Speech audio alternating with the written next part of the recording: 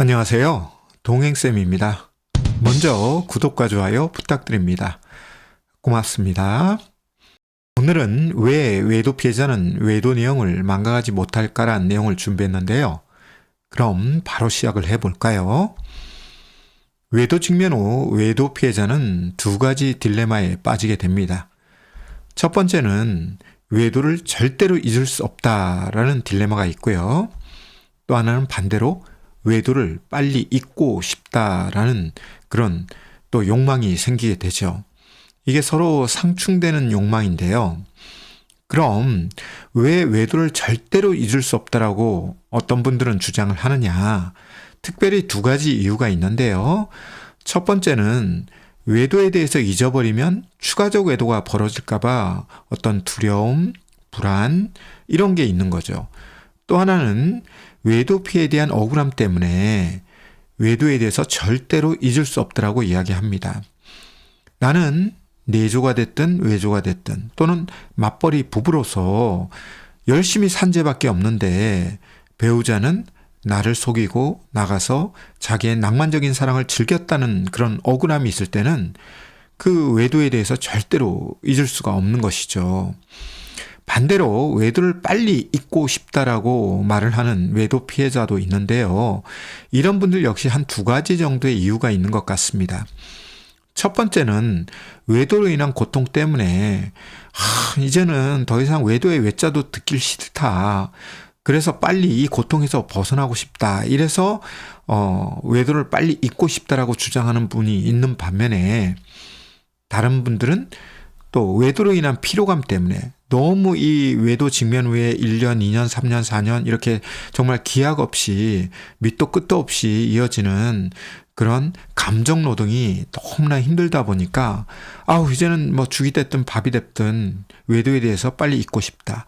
그리고 그동안의 외도 내용을 막 후벼판 거에 대해서 또 자책을 하거나 후회를 하거나 하는 분들이 있습니다.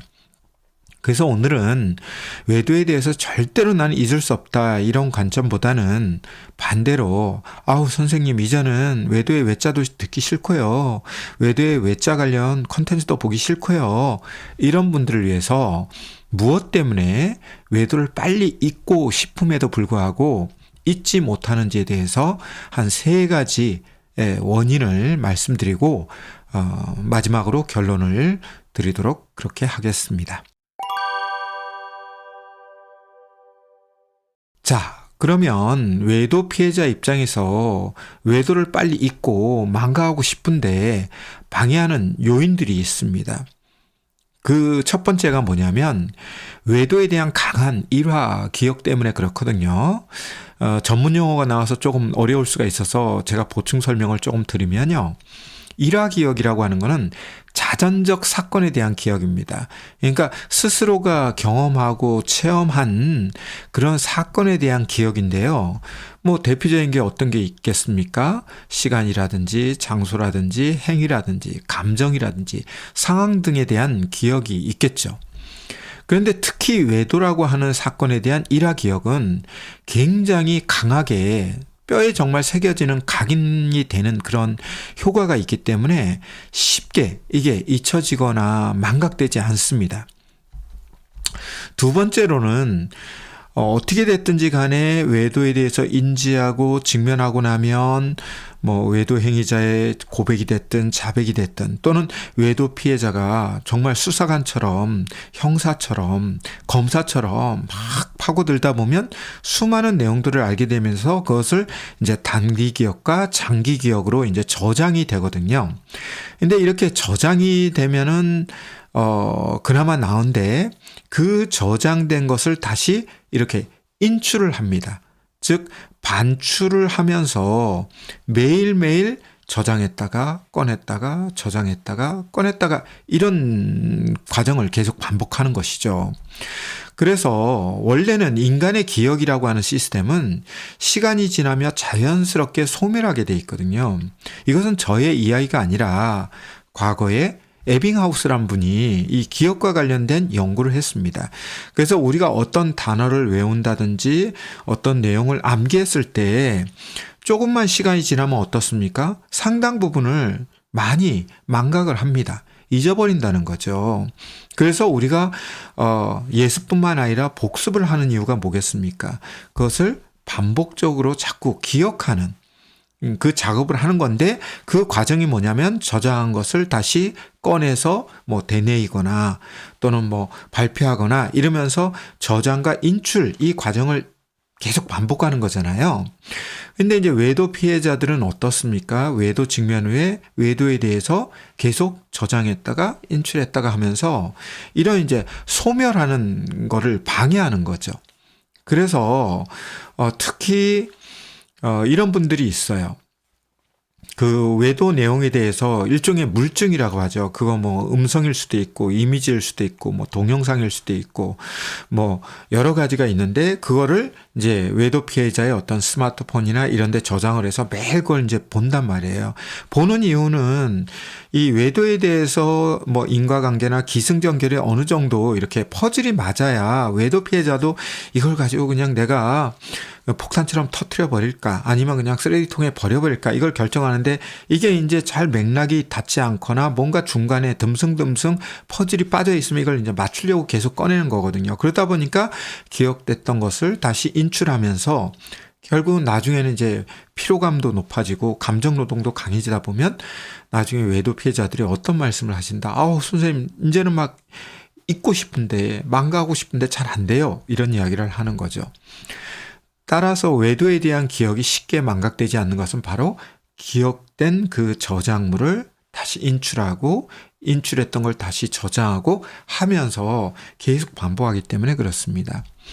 세 번째로는 자이가르닉 효과라는 게 있는데요. 자이가르닉 효과라고 하는 게 뭐냐면 미완성 효과라고 합니다. 그래서 사람들은 뭔가 미해결된 거, 실수한 것을 더 잘 기억하거든요. 아울러 상처받은 것을 더 잘 기억하는데요.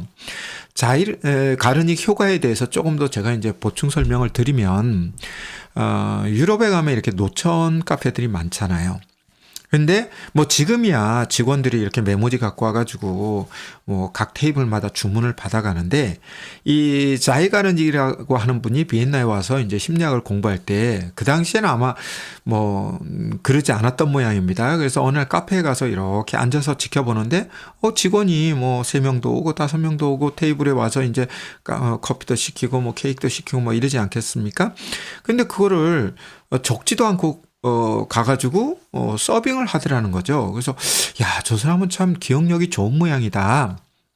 그래서 이제 나중에 그 테이블 손님들이 다 이제 마시고 먹고 돈 계산하고 돌아간 다음에 그 직원한테 살짝 물었다는 거예요. 혹시 아까 저쪽 테이블에 한 5명 정도 손님이 왔는데 그 손님들이 무엇을 시켰는지 기억하세요? 그랬더니 잘 모르겠는데요? 이러더라는 거예요. 그래서 당신 실수 없이 서빙을 하는 것 같은데 어떻게 기억을 못하죠? 그랬더니 이분이 하는 말이, 직원이 이미 뭐 다 결제하고 간 것을 제가 뭐 굳이 기억할 필요가 있나요? 아직 서빙하기 전까지는 실수할까봐 기억을 하지만 이미 서빙했고 거기에 대해서 결제한 거에 대해서는 난 뭐 더 이상 기억하지 않습니다. 바로 이게 이제 거기서 나온 게 자이가르닉 효과거든요. 그래서 아직 결제까지 미완성된 것은 직원도 기억하고, 그렇지만은 이미 뭐 결제까지 다 끝난, 완성되고 해결된 거를 굳이 뭐 기억할 필요가 없잖아요. 그래서 이런 효과가 있기 때문에 결국은 외도 직면 후 외도 피해자 입장에서는 아무리 외도 행위자가 성실하게 가정을 위해서 돌아온다고 하더라도 미완성 상태라고 느끼면은 어떻게 됩니까? 외도에 대한 내용을 계속 반추하거나 기억하거나 그러면서 자연스럽게 이렇게 망각이 되는 것이 이제 방해가 되는 것이죠. 외도를 자연스럽게 망각하기 위해서는 필요한 것이 있는데요. 그게 뭐냐면 외도의 고통을 외도 피해자가 표현하고 그 과정 속에서 외도 피해자가 공감과 위로를 받으며 세 번째로 자연스럽게 외도 내용을 흘러보내야 되거든요.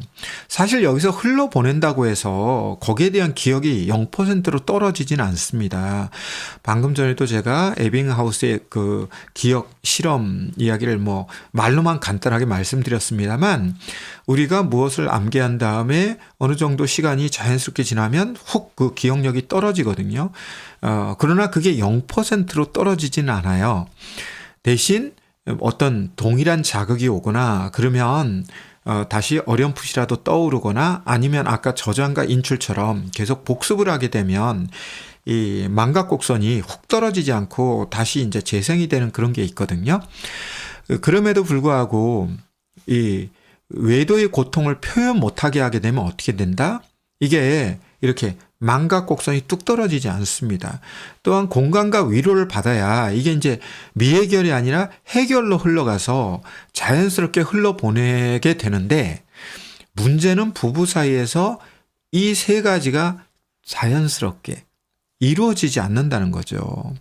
그래서 외도 극복을 위해 필요한 것은 뭐냐면 부부의 소통입니다. 그런데 어떻습니까? 혹시 이 컨텐츠를 보고 있는 여러분의 부부가 지금 외도와 직면했다면 소통이 잘 되시나요? 잘 안 됩니다. 외도 관련해서 소통을 하려고 그러면 결국은 그게 다툼이 되고 또 갈등이 되고, 결국은 외도 피해자가 됐든 외도 행위자가 됐든 답답해 죽겠다는 거예요, 서로가.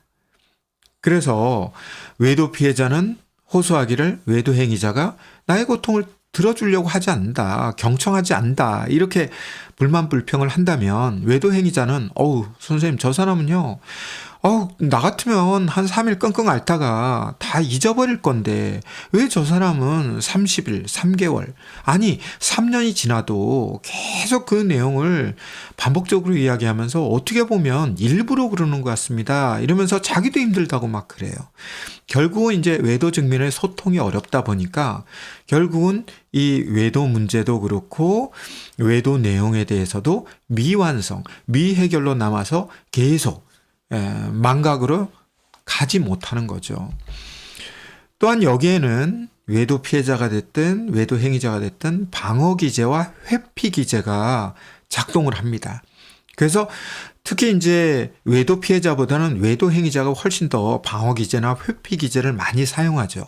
그래서 조금만 외도 피해자가 외도의 외자만 꺼내도 이렇게 상대방이 말을 못하게 입을 막거나 아니면 자리를 피해버리거나 아니면 화를 뻐럭 내거나 이러면서 이 방어 기제를 사용하거나 회피 기제를 사용하다 보니까 소통이 결코 좋아질 리가 없고, 소통이 좋지 않다 보니까 외도에 대한 극복은 더욱더 멀어지는 것이죠. 그래서 이런 부분 때문에 부부 상담이나 외도 상담을 통해서 외도와 직면한 부부가 가장 먼저 해야 할 것은 무엇이냐 하면 바로 소통을 개선하는 겁니다. 사실 외도와 직면한 부부들이 이 상담 치료에 나온다고 해서 상담사가 모든 걸 해줄 수 있는 건 아니잖아요. 결국은 부부가 이 문제를 해결해야 되는데, 거기에서 방법적으로 가장 중요한 게 뭐다? 바로 이 원활한 소통, 또 효과적이고 효율적인 소통이 돼야만이 그 속에서 공감, 위로, 격려, 존중 뭐 이런 것들이 이렇게 버물러지면서 결국은 그 과정을 통해서 치료가 되고 회복이 되고 극복이 되는 것이거든요. 그래서 제가 누누이 강조하는 게 뭐다? 외도 직면 후에는 상담 치료가 필요하다라고 하는 것은 부부의 능력을 제가 간과해서가 아니라 바로 이 소통이 너무나 어렵고 비효과적이고 비효율적인 것 때문에 결국은 이런 부분에 있어서는 외부적 도움이 필요하다, 이런 관점에서 말씀을 드리는 겁니다. 그래서 오늘의 이야기는 왜 외도 피해자는 외도 내용을 망각하지 못할까로 시작을 했는데, 결국은 나는 선생님 힘들어도 난 죽을 때까지 이거 기억할 거예요, 계속 반복해서라도 오히려 망각 안 되게 할 거예요. 그러면 그런 선택을 하신 분들은 그런 선택에 따른 긍정적인 것 또는 부정적인 피드백을 본인이 감수하면 되지만, 선생님 이제 난 너무 괴로워서 그동안 알게 된 것도 어떻게 머릿속에서 빼고 싶어요, 이런 분이 있다면 결국은 부부가 이 문제를 해결해야 되는데, 그 해결하는 방법은 뭐다? 바로 소통이다. 이런 말씀을 드리면서 그 소통을 개선하기 위해서는 부부가 집단지성이 부족하다면 결국 외부적 도움을 받으셔야 되는데 그것이 바로 부부 상담이나 외도 상담이다. 이런 말씀을 드리면서 오늘 내용이 유익했다면 구독과 좋아요 다시금 부탁드립니다. 고맙습니다.